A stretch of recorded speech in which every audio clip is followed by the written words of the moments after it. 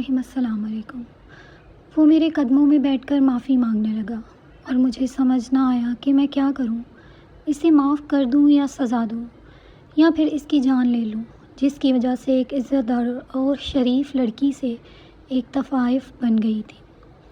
اس کے ماں باپ اس دنیا سے چلے گئے۔ آپ میری کہانی سنیں اور مجھے جواب دیں، کیا مجھے اس آدمی کو معاف کر دینا چاہیے یا گلا دبا کر اسی حویلی کے کسی اندھیرے کمرے میں دفن کر دینا چاہیے تھا؟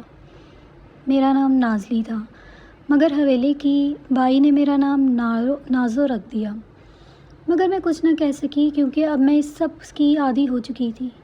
میں خود کو بڑے ناز سے شیشے میں دیکھ رہی تھی۔ لال رنگ کا گھاگرا پہنے، چھوٹی سی چولی پر میں نے خوبصورت سے زیورات پہن رکھے تھے۔ میری ادائیں پوری حویلی میں سب سے الگ تھیں۔ میں شیشے میں مسکراتے ہوئے خود کو دیکھ رہی تھی، لیکن مجھے لگ رہا تھا جیسے میرے حسن پر شیشہ بھی مسکرا رہا ہو۔ دھیرے دھیرے گنگناتے ہوئے میں نے اپنا گھاگرا اوپر کیا تھا اور پھر اپنے چمکتے دودھیا پیروں میں گھنگرو باندھنے لگی تھی۔ سنا تھا آج بڑے رئیس لوگ آنے والے تھے، خاص مجرا ہونے جا رہا تھا اور مجھے اس مجرے کی زینت بننا تھا۔ میرے ہوتے ہوئے کسی اور پر کسی کی نگاہ ٹھہرتی تو میرے اندر آگ جل اٹھتی۔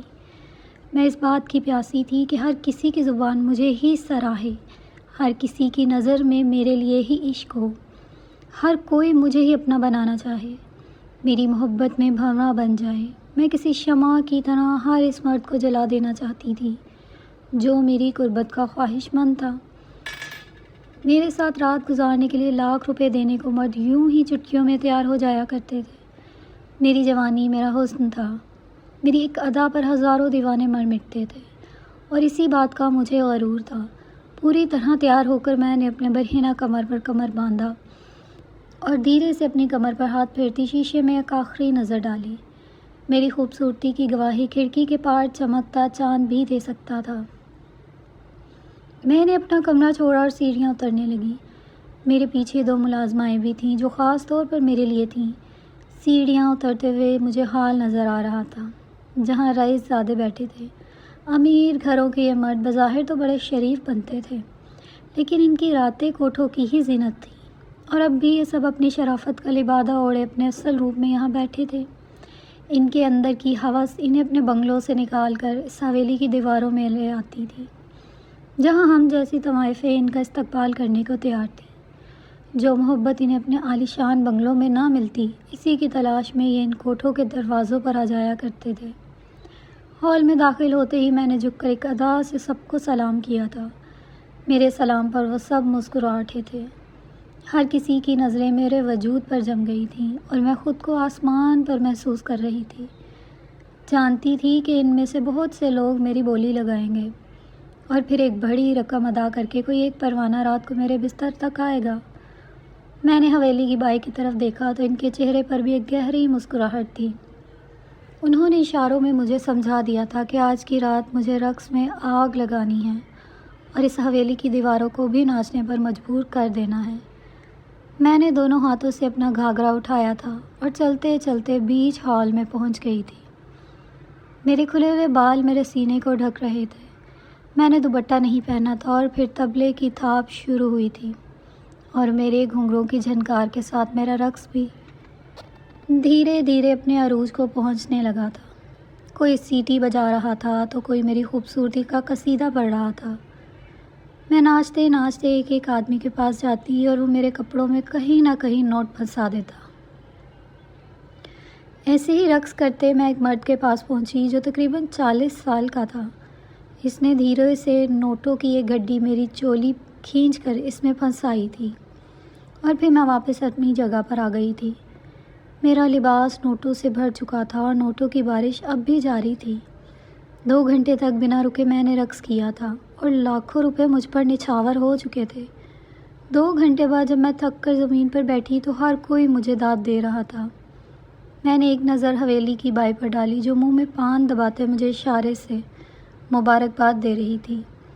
میں جان گئی تھی کہ میں نے محفل لوٹ لی ہے۔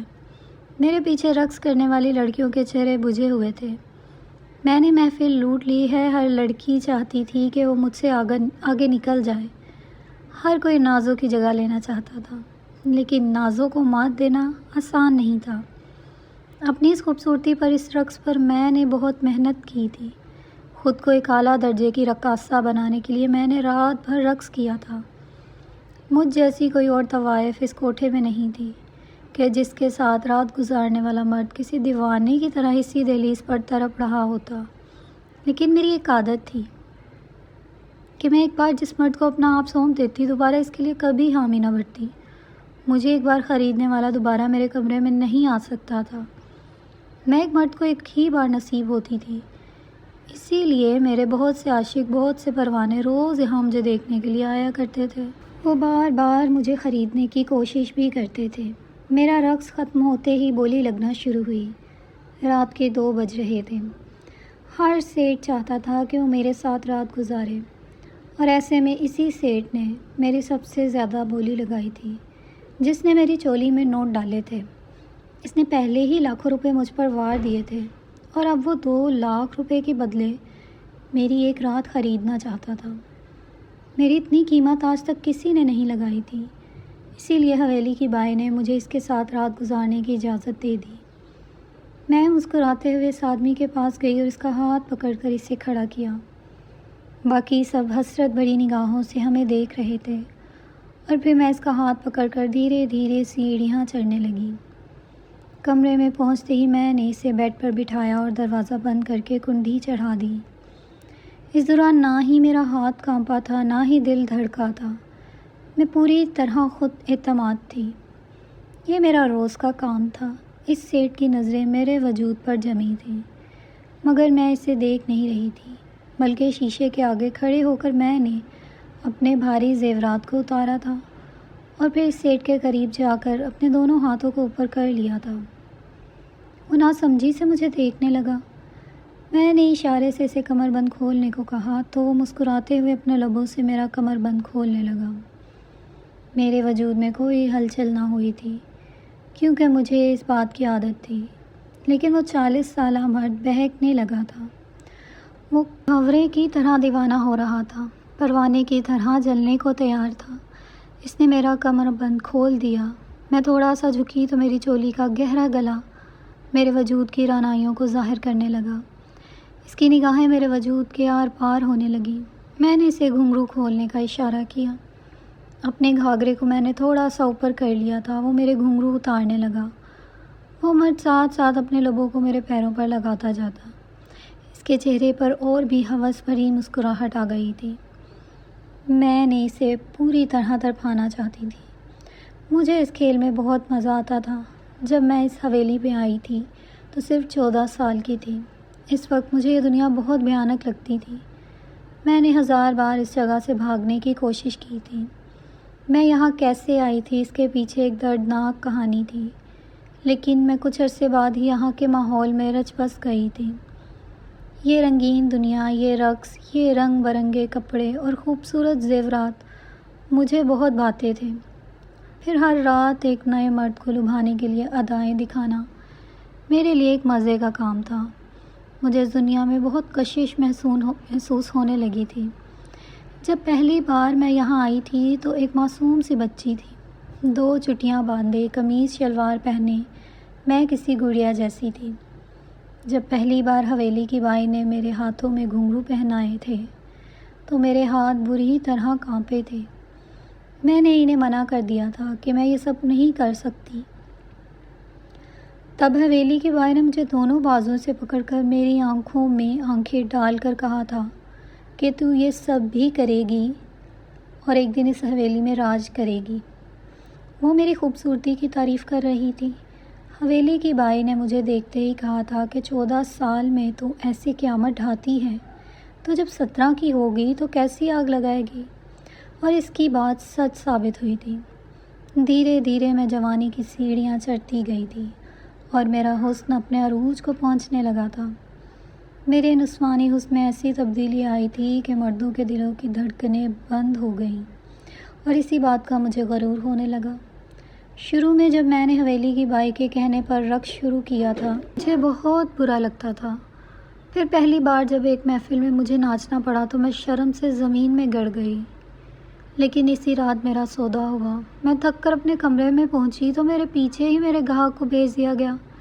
اس نے جس بری طرح میرے جسم کو بمبوڑا تھا، میں نے اگلے دن اس حویلی سے بھاگنے کی کوشش کی تھی۔ مجھے یہ سب کچھ کسی بھیانک خواب کی طرح لگا تھا۔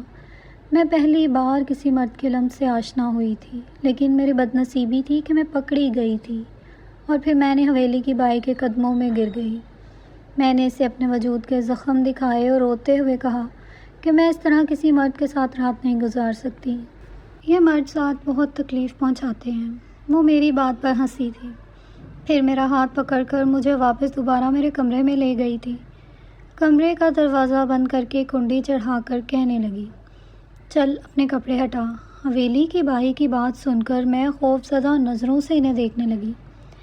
میں نے گھبرا کر پوچھا کیوں؟ تو وہ کہنے لگی، میں تجھے آج بتاؤں گی کہ عورت کو تکلیف کب ہوتی۔ یہ مرد ذات عورت کو تکلیف نہیں پہنچا سکتے، عورت خود مرد ذات کو دعوت دیتی ہے کہ وہ اسے تکلیف پہنچائے۔ اور پھر حویلی کی بائی کے غصے پر میں نے اپنے کپڑوں کو خود ہی ایک طرف پھینک دیا تھا اور اس نے کہا، بستر پر سکون سے لے جا اور گہری گہری سانسیں لے۔ میں نے اس کی بات پر عمل کیا تو وہ خود مجھ پر جھک گئی اور کہنے لگی، یاد رکھنا، تو بلی کی طرح پنجے مارے گی تو اگلا شیر بن جائے گا۔ تجھے شیرنی بننا ہے۔ کبھی شیرنی کو دیکھا ہے وہ جنگل میں کیسے سکون سے بیٹھتی ہے؟ اسے کسی کا خوف نہیں ہوتا، وہ خود کو حالات پر چھوڑ دیتی ہے کیونکہ اسے پتہ ہوتا ہے کہ حالات اس کی مرضی سے ہی چلیں گے۔ تو وہ بھی اپنے آپ کو ہر مرد کے آگے کسی شیرنی کی طرح پیش کرنا اور پھر دیکھنا وہ خود بھیگی بلی بن جائے گا۔ میرے کان پر جھکی وہ بائی دھیرے دھیرے مجھے وہ ادائیں، وہ انداز بتا رہی تھی جس سے میں کسی مرد کو پوری طرح دیوانہ بنا سکتی تھی۔ اس نے مجھے ہر وہ گر سکھایا تھا جو شاید انہوں نے اس حویلی کی کسی دوسری لڑکی کو نہیں سکھایا تھا۔ ان کے لیے میں ان کی شہزادی تھی اور بہت خاص، جس کی وجہ سے اس حویلی کی قسمت بدلی تھی۔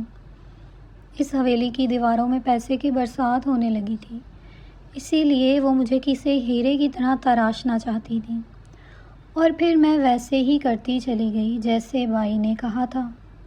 انہوں نے مجھے اپنے کام سے مزہ لینا سکھایا تھا۔ میں مردوں کو اپنے کمرے تک لاتی تو اس کے بعد میں خود کو ان کے آگے پیش نہ کرتی بلکہ انہیں مجبور کرتی کہ وہ میرے قریب آئیں۔ میں نے کسی دیے کی طرح صرف روشنی دکھاتی اور خود پروانے کی طرح جل جاتے۔ بیتے 4 سالوں میں میں بھول گئی تھی کہ میرا اصلی نام کیا ہے، میں کون ہوں، میں یہاں کیسے پہنچی ہوں۔ اگر یاد تھا تو یہی کہ میں ایک مشہور طوائف ہوں، ایک خوبصورت رقاصہ جس کے رقص پر کوئی بھی دیوانہ ہو سکتا ہے۔ میرا نام نازو حویلی کی بائی نے رکھا تھا اور میں نے اسی نام کو اپنی زندگی مان لیا تھا۔ میں بھول گئی تھی کہ میرا اصل نام کیا تھا۔ میں ایک عزت دار گھرانے کی تھی۔ ہم بہت امیر نہیں تھے لیکن میرے ماں باپ مجھ سے بہت محبت کرتے تھے۔ میں اپنے ماں باپ کی اکلوتی لاڈلی بیٹی تھی۔ میں نے اپنی زندگی میں ہر وہ چیز حاصل کی تھی جو میں چاہتی تھی۔ میرے باپ نے مجھے رانیوں کی طرح رکھا تھا، لیکن پھر ایک دن اسکول سے واپسی میں اچانک ایک گاڑی والے نے مجھے گھسیٹ کر اپنی گاڑی میں ڈالا تھا اور اس کے بعد مجھے کچھ ہوش نہ رہا تھا، اور جب ہوش آیا تو میں نے خود کو حویلی پر پایا اور پھر دھیرے دھیرے وقت کے ساتھ ساتھ یہی حویلی میری زندگی بن گئی۔ میری چھت، میرا گھر، سب کچھ یہ حویلی تھی جہاں میں اپنے آپ کو کسی شہزادی کی طرح تصور کرتی تھی۔ اب بھی اپنے کمرے میں لانے والے مرد کے پیروں پر اپنا پیر رکھ کر میں نے اسے مجبور کر دیا کہ وہ اپنے لبوں سے میرے تلوے چاٹے، اپنے آپ کو میرے قدموں میں نچھاور کر دے اور وہ بالکل کسی دیوانے عاشق کی طرح میرے پیروں سے گھنگرو اتارتے میرے پیروں کو چوم رہا تھا۔ اس نے گھنگرو اتار کر رکھے تو میں ایک ادا سے اس کی گود میں بیٹھ گئی۔ میری کمر اس کی جانب تھی۔ میں نے ڈوریاں کھولنے کا اشارہ کیا تھا۔ وہ دھیرے دھیرے میری چولی کی ڈوریوں کو، اور پھر ایک دم ہی اس نے مجھے خود سے دور کر دیا جیسے اس سے کرنٹ لگ گیا ہو۔ آج سے پہلے میرے کسی گاہک نے ایسا نہیں کیا تھا، کوئی مجھ سے دور نہیں جانا چاہتا تھا، بلکہ ایسی حالت میں تو میرا کوئی بھی گاہک مجھے کھینچ کر خود سے لپٹا لیا کرتا تھا۔ اسی لیے میں اس مرد کی اس حرکت پر حیران ہو گئی تھی۔ اور پھر اس نے بڑی مشکل سے اپنے لبوں کو حرکت دیتے مجھ سے پوچھا تھا، تمہارا نام نازلی ہے؟ یہ سننا تھا کہ میرے رونگٹے کھڑے ہو گئے، میرا دل دھڑکنا بھول گیا۔ میں پھٹی پھٹی نگاہوں سے اس مرد کو دیکھنے لگی جو مجھے میرے اس نام سے پکار رہا تھا جسے میں خود بھی بھول چکی تھی۔ بہت تیزی سے میں نے بستر کی چادر کو اٹھا کر اپنے وجود پر ڈالا تھا۔ ایسا لگا تھا جیسے کسی بہت اپنے نے مجھے وہیں نہ دیکھ لیا ہو۔ مجھے اپنی عزت جانے کا خوف محسوس ہوا تھا، وہ عزت جو میرے پاس تھی ہی نہیں۔ شاید یہ ڈر میرے باپ کے نام کا تھا۔ میں خود کو چھپائے بس پھٹی پھٹی نگاہوں سے اس مرد کو دیکھ رہی تھی، اور پھر میرے چہرے کے تاثرات سے وہ جان گیا تھا کہ اس نے مجھے صحیح پہچانا ہے۔ آنکھوں میں آنسو لیے لڑکھڑاتے ہوئے میرے قریب آیا تھا، مجھے بازوؤں سے پکڑتا کہنے لگا، کیا تم نے مجھے پہچانا ہے؟ میں نے انکار میں سر ہلایا تو وہ رونے لگا، کہنے لگا، میں وہی ہوں جس نے تمہیں اغوا کر کے بیچا تھا۔ میں نے تو تمہیں ایک آدمی کو فروخت کیا تھا، شاید اس نے تمہیں اس حویلی پر پہنچایا ہو۔ میں تمہارا مجرم ہوں، میں نے تمہارا سارا گھر تباہ کر دیا، مجھے معاف کر دو، مجھ سے گناہ ہو گیا۔ یہ کہہ کر وہ میرے قدموں پہ بیٹھ کر رونے لگا تھا، اور میں بس ہکا بکا سی سے دیکھ رہی تھی۔ وہ کون تھا؟ اس نے مجھ پر ظلم کیوں کیا تھا؟ میں کچھ بھی نہیں جانتی تھی۔ میں نے اسے گریبان سے پکڑا اور پوچھا، تم کون ہو؟ میں نے تمہیں کبھی نہیں دیکھا، تم نے مجھ پر یہ ستم کیوں کیا؟ کیوں مجھے میرے ماں باپ سے الگ کیا؟ اپنے ماضی کا ذکر سن کر میرے پرانے زخم تازہ ہوئے تھے۔ میں اپنے ان زخموں کا حساب چاہتی تھی، ماضی کے ان لمحوں کا جب میں بہت کرب سے گزری تھی، اور اس کرب سے گزر کر میں ایک تباہی بنی تھی۔ مجھے ہر اس رات کا حساب چاہیے تھا جو میں نے بہت تکلیف میں گزاری تھی۔ اور پھر اس مرد نے روتے ہوئے مجھے وہ کہانی سنائی جسے سن کر میں دنگ رہ گئی۔ انتقام کی آگ میں اندھا وہ شخص مجھے میری عزت سمیت بھسم کر گیا تھا۔